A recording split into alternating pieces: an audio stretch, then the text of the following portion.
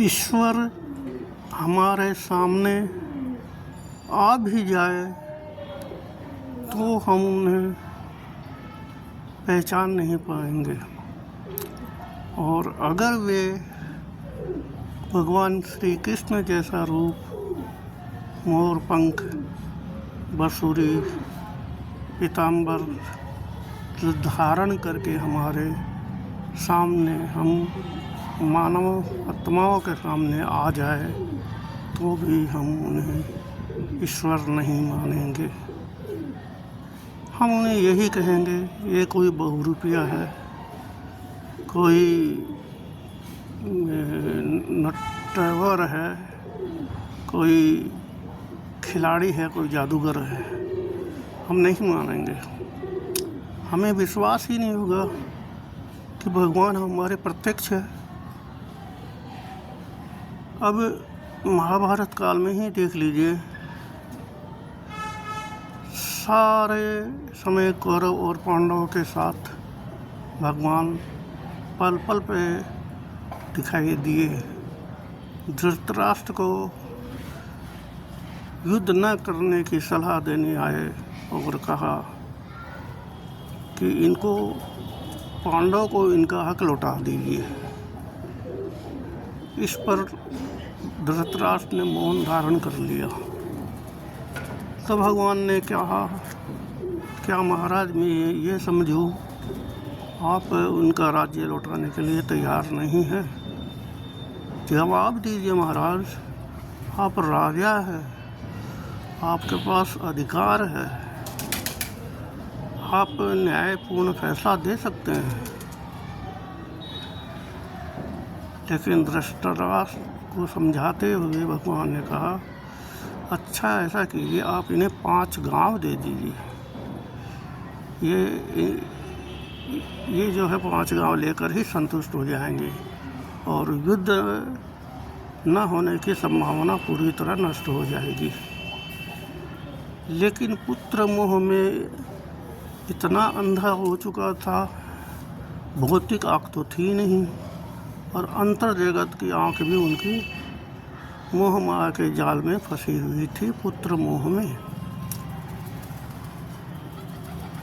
दुर्योधन जवाब देता है, 5 गांव तो छोड़िए, बिना युद्ध के 1 इंच भूमि भी नहीं दी जाएगी।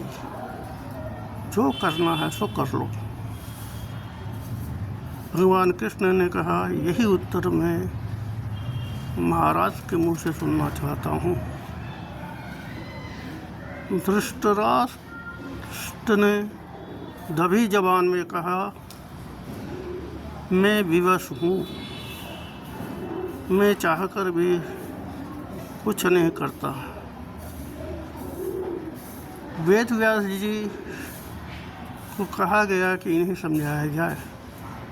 वेद व्यास जी ने बहुत समझाया और उन्होंने अपनी दिव्य दृष्टि से पूरी घटनाक्रम को देख लिया था।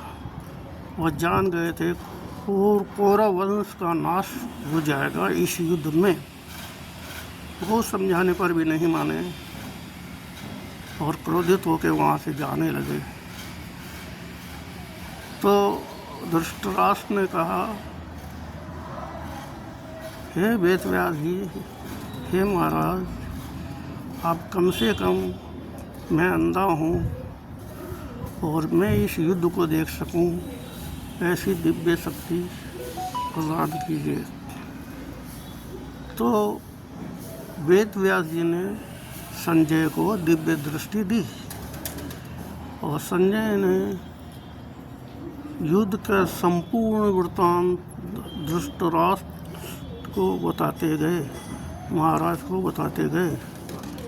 लेकिन खूनी बलवान होती है, उस पर भी उनकी आंखें नहीं खुली। एक एक करके सारे पुत्र मारे जा रहे थे, फिर भी उन्होंने युद्ध को बीच में रोकने की कोशिश नहीं की। अहंकार इतना हावी हो चुका था दुर्योधन के ऊपर, दुर्योधन के सर में, कि वो किसी भी तरह झुकने को तैयार नहीं था। और पाप कर्म तो उनके किए हुए पहले से ही थे। द्रौपदी का चीर हरण और भरी सभा में बेइज्जती करना, अपने ही कुल वधू का अपमान करना, ये सब दिग्गज भीष्म पितामह है, द्रोणाचार्य और अश्वत्थामा और ये जो है इनके पक्ष में रहने वाले जितने भी दुर्योधन और दुशासन, सभी ने द्रौपदी का अपमान किया। द्रौपदी चीख पुकार करती रही, अपना बचाव करती रही, लड़ती रही, गिरती रही, पड़ती रही, लेकिन वो तब तक हार नहीं मानी जब तक उसकी अपनी शक्ति उसका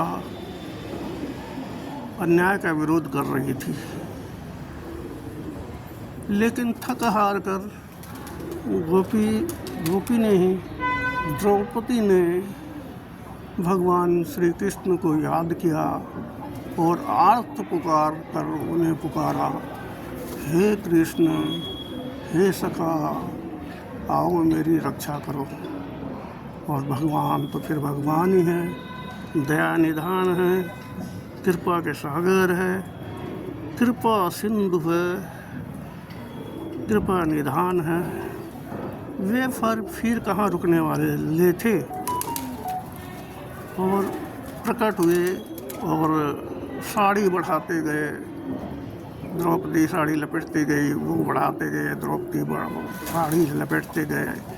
इस प्रकार दुशासन साड़ी खींचता रहा और अंत में अचेत होकर गिर पड़ा। और इस प्रकार भगवान ने द्रौपदी की रक्षा की।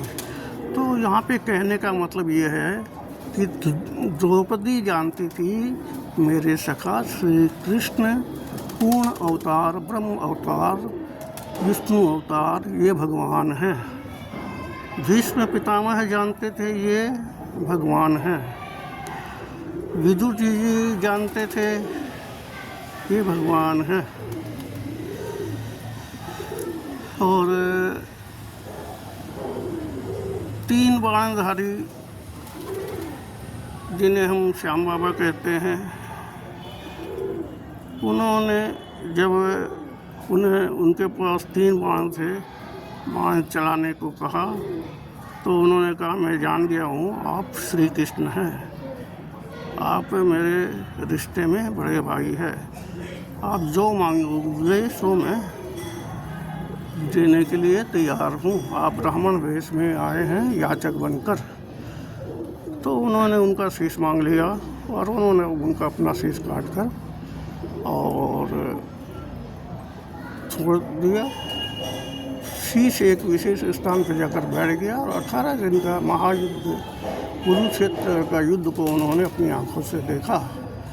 सबको अहंकार था ये युद्ध मैंने जीता।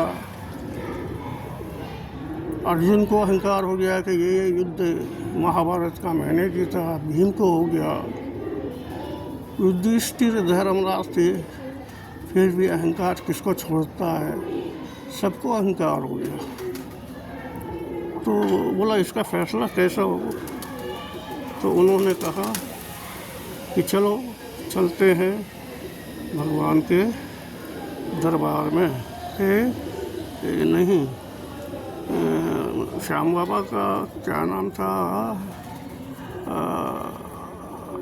थोड़ा मुंह में याद नहीं आ रहा है। उनके पास गए और देखा कि उन्होंने युद्ध में जो देखा उसको बखान करते हुए कहा मैंने तो युद्ध में किसी को, आप सबको किसी को लड़ते हुए नहीं देखा, आप सिर्फ ऐसे ही क्यों छोड़ रहे थे। चारों ओर चक्र सुदर्शन को घूमते हुए मैंने देखा और चक्र सुदर्शन संहार कर रहा था। बस यही मैंने देखा। भगवान कृष्ण का चक्र सुदर्शन जो है संपूर्ण रूप से युद्ध के मैदान में युद्ध की भूमिका सिर्फ वही निभा रहा था, आप सब कुछ भी नहीं कर रहे थे।